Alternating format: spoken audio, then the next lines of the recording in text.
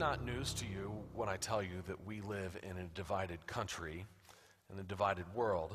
I presume most of you have Facebook accounts, and all you have to do is open up your Facebook feed just one time, and you will see that we live in a place and a time where people are constantly in conflict with each other, and we simply don't agree on the way the world works or the way the world should look.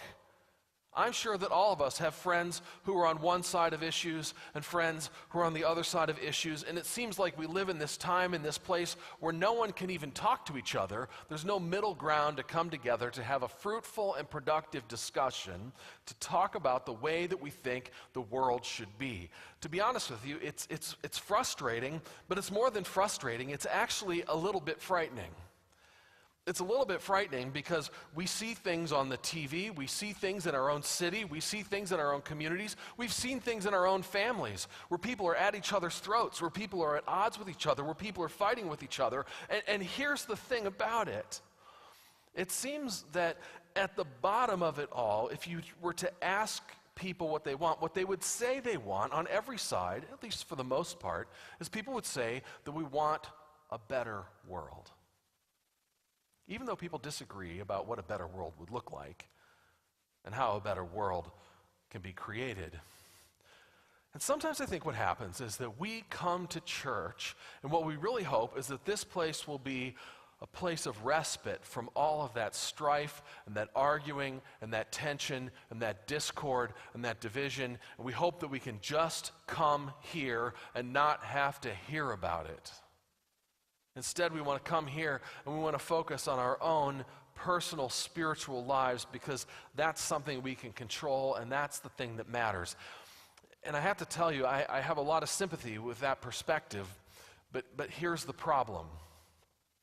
The problem is that our own personal spiritual lives, what we understand about ourselves in the light of Jesus Christ, is important to understand on its own, but here's the reality.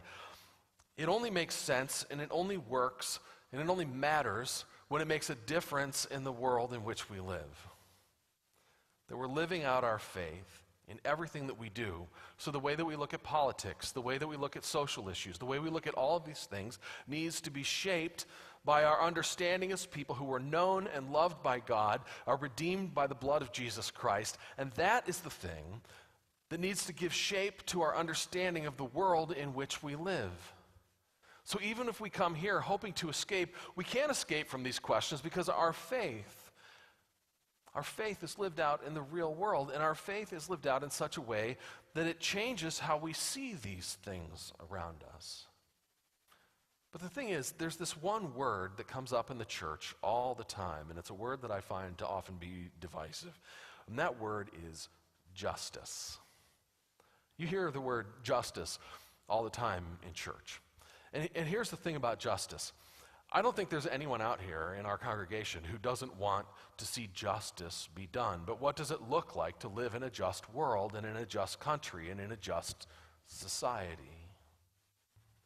You see, I think there are some people in our society who look at the world and say, there is no justice. There are other people who say, yeah, there's justice, but it's imperfect. But it seems like we're always kind of in conflict when we think about this term justice. What does it mean to live in a just world? What does it mean for us to seek after justice? It seems like we're constantly at loggerheads about this. Now, when you look at the Bible, it talks a lot about justice. And one of the passages we hear about it more than any place else is actually in Micah chapter 6. And there's this verse which I'll read for you in a moment, but I want to set it up before I read the passage. In Micah chapter 6, it's Micah speaking in the voice of the Lord, condemning God's people in Israel for paying attention to all the wrong things. Earlier in chapter 6, the Lord is speaking to his people and he says, you think I want your sacrifices. You think I want your praise songs. You think I want your worship. That's not what matters the most. Because if you're living in such a way where you sing these songs and you make these sacrifices and you give me these offerings, but it doesn't make any difference in the way you live, I don't care. And then we come to this famous, well-known passage that is quoted all the time. And it says, he has told you, O mortal, what is good. And what does the Lord require of you but to do justice and to love kindness and to walk humbly with your God? I, like many of you, love that passage. I love that passage because I think it's such an incredible summary of what the Christian life should and could look like. A life where we do justice, and we love kindness, and we walk humbly with our God. But sometimes when I read that passage, I also have this deep sense of dis-ease and tension, because I realize it's really hard to do. What does it really look like to do justice and to love kindness and to walk humbly with God? It's much easier said than done. It's much more challenging than we might think at first. And the thing is, I think that when you talk to 10 different people, you'll get 10 different answers about what it looks like to do justice, to love kindness, and to walk humbly with God. So I think for us to come to a deeper understanding of that, we need to look deeper into the Scriptures.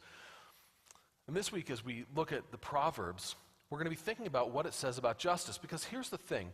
When you read through the Proverbs, like if you were just to sit and plow through the Proverbs in one day, it's actually easy to read in a month because there's 31 Proverbs. You can read one chapter a day. But you can easily read through the Proverbs in a hurry. And let's say you read through them in one day. So you read through all the Proverbs and you step back from it. What do you think you'd glean from it? Because in a lot of ways the Proverbs seem very occasional. They're writing to very particular and specific situations. So the Proverbs seem to talk about like how to live in a way that's wise and just in very small, ordinary situations. But if you take a step back from it, I would say that there is one theme that runs throughout the whole book of Proverbs. It's actually two.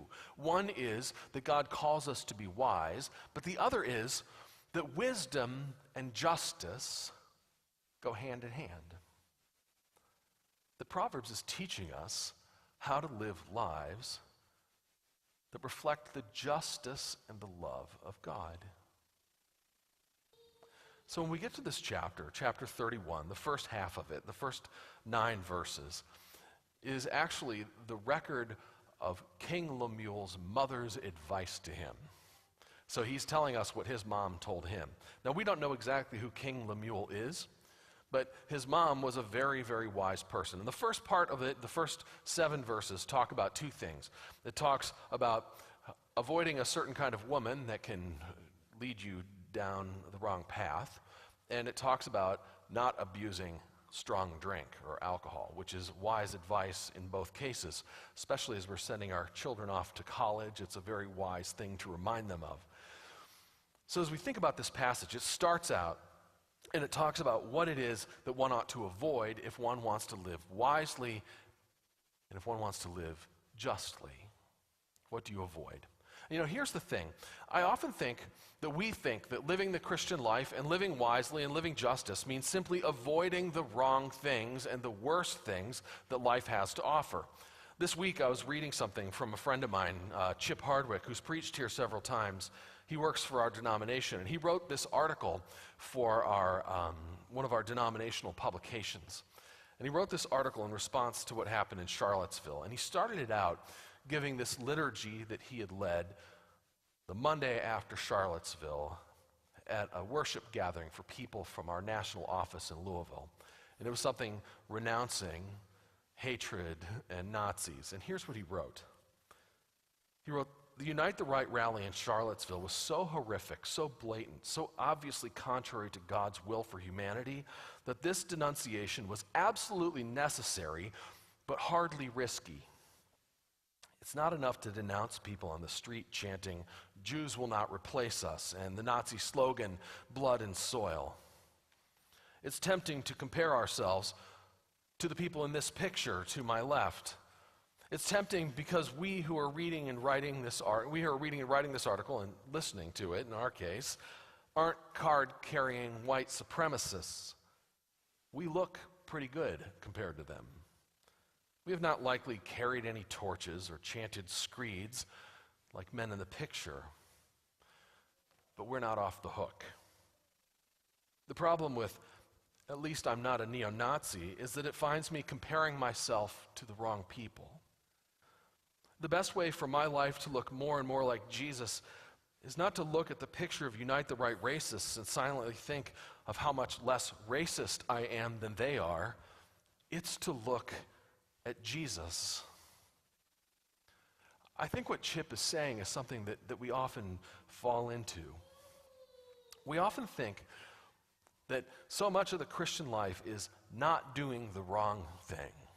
We think of it almost as like a negative, like we avoid stuff that's going to cause us a problem. And as Protestants, I think it's also that we think that it's like if we have the right ideas and the right approach to questions, then we're going to be in the right with God. But the Proverbs teaches us that that's only half of the equation. The other half of the equation is what we actually do. Listen to King Lemuel's mother's advice to him. She said, "Speak out for those who cannot speak, for the rights of all the destitute. Speak out, judge righteously, defend the rights of the poor and needy."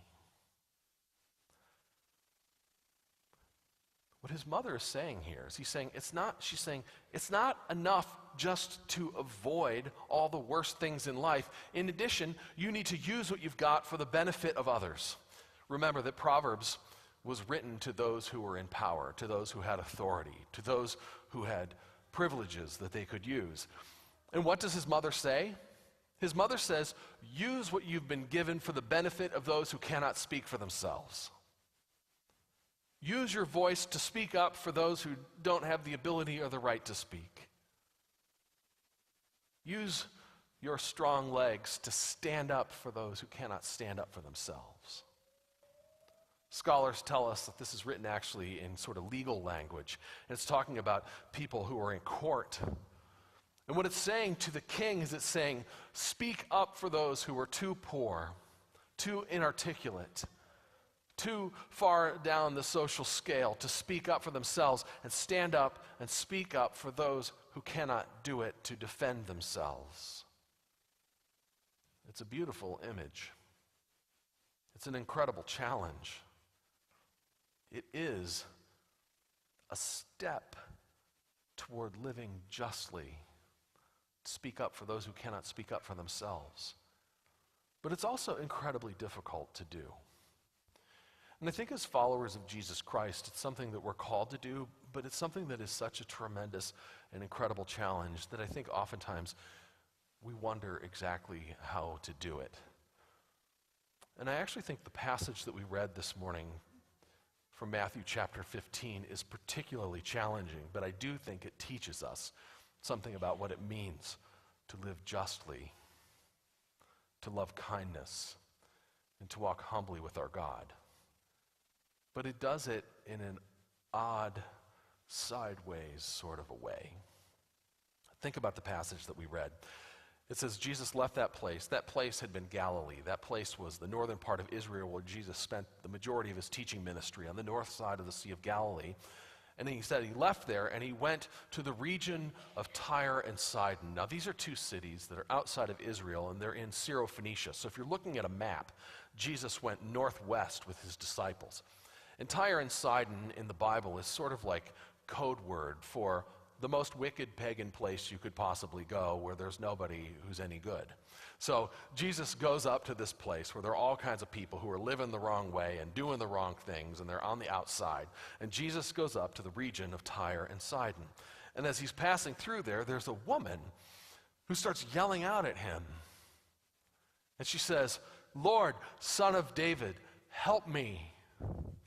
My daughter is being tormented by a demon." Now, I want to stop right there because I want us to think about what just happened in that passage. I want us to think about what we would expect if we'd never heard this passage before. Now, think of all the other stories you know about Jesus and think about what you learned about Jesus in Sunday school. What do you think Jesus would do when someone cries out to him, right? You'd think that he would stop what he's doing. And he'd go right over to her and he'd be like, "Tell me about your daughter. What's her problem? Let me help." But the passage tells us that is not what Jesus did, and that is not what happened. The passage tells us that the woman cries out to Jesus, and the very next thing the passage says is, Jesus said nothing to her. Jesus just kept on going. You know, it makes me think of that scene that maybe you've had before. Have you ever gone to Philadelphia and you're walking down Market Street, and there's a homeless person sitting there? You know, and they're in ragged clothes. They might have a little cardboard makeshift sign. And you know they see you, and they say, hey, buddy, I'm hungry. I'm thirsty. I need something. Do you have $2? I need a train ticket. I need to get on the bus. Can you give me something? And if you're anything like me, you start hearing that, and you have this particular reaction, which is, don't look over. Just look straight ahead and keep going, and we'll get past this, and we won't hear him anymore. I almost feel like Jesus is kind of in that mode where he's just kind of not engaging with this woman to begin with. But then his disciples are happy to engage because she apparently didn't yell just once, but she kept yelling after them. So the disciples turn to Jesus, and they're like, come on, man, get rid of this lady. She's annoying. So the disciples just want her to go away. Jesus didn't respond at first. So then Jesus gives this response, but it's an odd response. It's an odd response because in the text, it's not clear to whom Jesus is speaking. It doesn't tell us that he's speaking to his disciples. It doesn't say that he's responding to the woman. It's almost like he just says it out loud in the air. And what he says is this. He says, I have come for the lost sheep of Israel. What he's doing is he's kind of laying out this boundary for his ministry. And the thing is, he's not wrong. It's true that Jesus was sent for the lost sheep of Israel. He was coming to save them. So he says this, and then the passage tells us the very next thing that happens is the woman comes up and she gets on her knees in front of him. Says, Lord, please help me. She would not be pushed aside. She would not be silenced. She falls on her knees in front of Jesus. And then this is the part of this passage that, quite frankly, is pretty shocking when you think about Jesus. This woman is begging for his help, and Jesus says to her, listen, I can't take what belongs to the children and give it to dogs. Now, when you read commentaries on this passage, commentators will point out that the word for dog here is not like the common street dog. It's like the household pet dog, the beloved family animal. And they did survive off of table scraps, and that may be true. But Jesus seemed to call this woman a dog and seemed to say that she isn't as valuable as the people of Israel. And you would think at this point the woman would get the message. Maybe I should get out of here. Maybe there's not enough forgiving power or grace or mercy for people like me. But this woman doesn't see it as an opportunity to go away. She sees it as an opportunity to answer back. And here's what she says. You're right. I may be a dog. But even the dogs eat the crumbs from their master's table. And immediately when she says that, Jesus says, you have incredible faith. What you have asked has been done for you. Go, your daughter has been made well. And the passage tells us that immediately his daughter was healed. What is going on? Here's what I think. In the book of Hebrews, it tells us that Jesus learned obedience through what he had suffered. I think sometimes we have this idea about Jesus that he went in completely omniscient, understanding everything in every situation, and didn't have anything to learn along the way. But I believe that the Lord put him in situations where even Jesus had something to learn, but by learning, he also had something to teach us. And Jesus was right when he said that he was sent to the lost sheep of the people of Israel. But perhaps at that moment he hadn't realized how big that pen of lost sheep could be. That even this Syrophoenician woman was part of those lost sheep of Israel whom God was calling home.